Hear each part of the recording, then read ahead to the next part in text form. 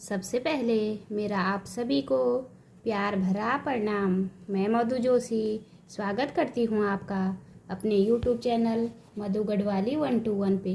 तो दोस्तों, आज की वीडियो में मैं आपको श्रावण मास महात्म्य का 22वां अध्याय सुनाऊंगी। आप भी मेरे साथ श्रावण मास महात्म्य का 22वां अध्याय ध्यानपूर्वक और पूरा जरूर सुनिएगा। 22वें अध्याय में सर्व काम फलप्रद संकट हरण व्रत का वर्णन किया गया है। सनत कुमार ने भगवान सदाशिव से पूछा, हे भगवान, श्रावण शुक्ल चतुर्थी के दिन सर्व काम फलप्रद संकट हरण देवादेव का किस विधि से व्रत तथा पूजन करें, कब उद्यापन करें, मुझे विस्तार पूर्वक बताने का कष्ट करें। भगवान शंकर ने कहा, चतुर्थी के दिन सुबह उठकर दातून आदि करके पुण्यदाता शुभ संकट हरण नाम का व्रत का संकल्प करना चाहिए। हे देवेश, मैं आज चंद्रमा के उदय होने तक निराहार रहूंगा, आपकी पूजा कर भोजन करूंगा। मेरे ऊपर आए संकट को दूर करें। इस प्रकार संकल्प कर काले तिलों से स्नान कर गणाधिपति की पूजा करनी चाहिए। अपनी सामर्थ्य के अनुसार स्वर्ण, चांदी या तांबे की गणेश जी की मूर्ति बनवाएं। यदि इतना न हो सके तो मिट्टी की प्रतिमा कुम्हार से बनवाएं। पहले अष्टदल कमल के ऊपर घट स्थापित करना चाहिए। उसमें जल भरकर स्वच्छ वस्त्र से ढक दें और उसके ऊपर प्रतिमा रखकर षोडश उपचार द्वारा वैदिक मंत्रों या तांत्रिक मंत्रों से पूजा करनी चाहिए। शुद्ध घी के तेल का 10 लड्डू बनाएं। उनमें से 5 गणेश जी के लिए रखें। भक्ति द्वारा देवता की भांति ब्राह्मण की पूजा करनी चाहिए और दक्षिणा देकर प्रार्थना करनी चाहिए।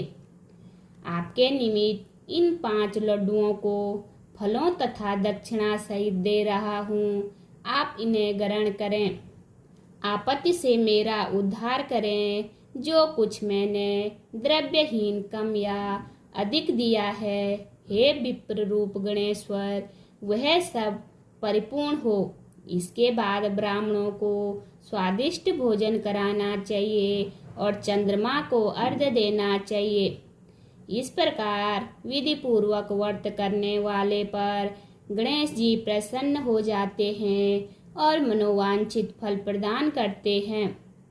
इस व्रत के करने से विद्यार्थी को विद्या, धनवान को धन और पुत्र की अभिलाषा करने वाले को पुत्र प्राप्त होता है।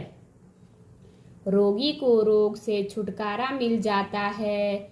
अब मैं तुम्हें पूजा तथा जप के मंत्र बताता हूँ। पहले ओमकार शब्द, फिर नमः, फिर हे रंब के बाद लंबोदर शब्द, उसके बाद संकट निवारण शब्द को चतुर्थ्यांत बनाकर अंत में स्वाहा शब्द कहना चाहिए। वैसे यह 21 अक्षरों का मंत्र है। मनुष्य को 10 दिशाओं की पूजा करनी चाहिए। व्रत की समाप्ति पर गणेश के प्रीत्यार्थ लड्डुओं का ब्राह्मणों का बयाना देना चाहिए। आगे दिए मंत्र से 5 बार चंद्रमा को अर्घ्य देना चाहिए। तत्पश्चात ब्राह्मणों को स्वादिष्ट भोजन करवाना चाहिए, फिर स्वयं भोजन करना चाहिए। 4 मास तक यह व्रत करने के बाद 5वें मास में उद्यापन करना चाहिए। सातक को पहले वर्क कुंड की शक्ति अनुसार मूर्ति बनानी चाहिए। प्रथम विधि से पूजा करके सुगंधित चंदन तथा नाना प्रकार के फूलों द्वारा पूजा करनी चाहिए। सूप और पायस दक्षिणा सहित गणेश की प्रतिमा कपड़े से लपेटकर ब्राह्मण को देना चाहिए। व्रत समाप्ति के लिए 5 सेर तिल देना चाहिए और क्षमा प्रार्थना करनी चाहिए। इस प्रकार उद्यापन करने मात्र से अश्वमेघ फल की प्राप्ति होती है। सनत कुमार, मेरे कहने से पूर्व पार्वती ने इस व्रत को 4 मास तक संकल्प की प्राप्ति के लिए किया था। 5वें मास में उन्होंने पुत्र कार्तिकेय को प्राप्त किया था। महर्षि अगस्त्य ने समुद्र पान के समय इसे किया था।